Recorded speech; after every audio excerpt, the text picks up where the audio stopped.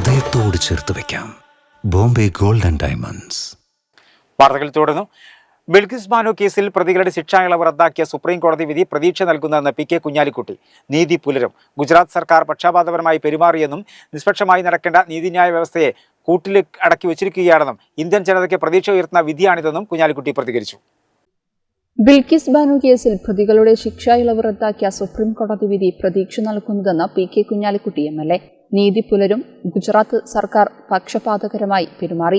നിഷ്പക്ഷമായി നടക്കേണ്ട നീതിന്യായ വ്യവസ്ഥയെ കൂട്ടിലാക്കി വെച്ചിരിക്കുകയാണ്.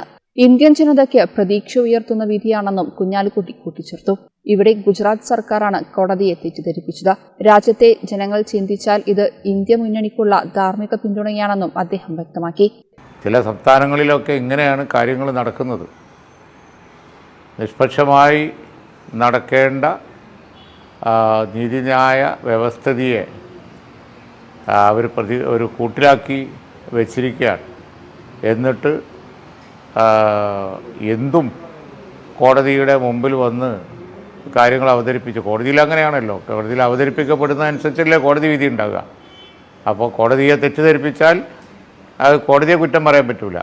കോടതിയെ നമ്മളെ തെറ്റിദ്ധരിപ്പിച്ചാലെന്ന് മനസ്സിലാക്കിയിട്ട് ഇവിടെ തിരുത്തൽ കൊണ്ടുവന്നിരിക്കുന്നത്. അതുകൊണ്ട് തന്നെ ഇന്ത്യൻ ജനതയ്ക്ക് പ്രതീക്ഷ ഉയർത്തുന്ന വിധിയാണ്.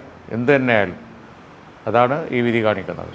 നമുക്ക് പ്രതീക്ഷിക്കാം ഓരോ സംസ്ഥാനത്തും ഇന്ത്യ സഖ്യത്തിൻ്റെ കൂട്ടായ്മ നല്ല നിലയിൽ പ്രവർത്തിക്കും എന്ന് നമുക്ക് പ്രതീക്ഷിക്കാം. ഇതൊക്കെ ആ ജനാധിപത്യ കൂട്ടായ്മ വിജയിക്കേണ്ടതിൻ്റെ ആവശ്യകതയിലേക്ക് കൂടിയാണ് ഈ വിധി വെളിച്ചം വീശുന്നത്.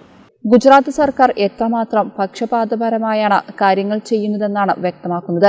രാജ്യത്ത് ജനാധിപത്യം പുലരേണ്ടതിന്റെ ആവശ്യകതയാണ് വ്യക്തമാക്കുന്നത്. ബി.ജെ.പി. ഭരണം തുടർച്ചയായി വന്നാലുണ്ടാകുന്ന ഭവിഷ്യത്താണ് പുറത്തുവരുന്നത്.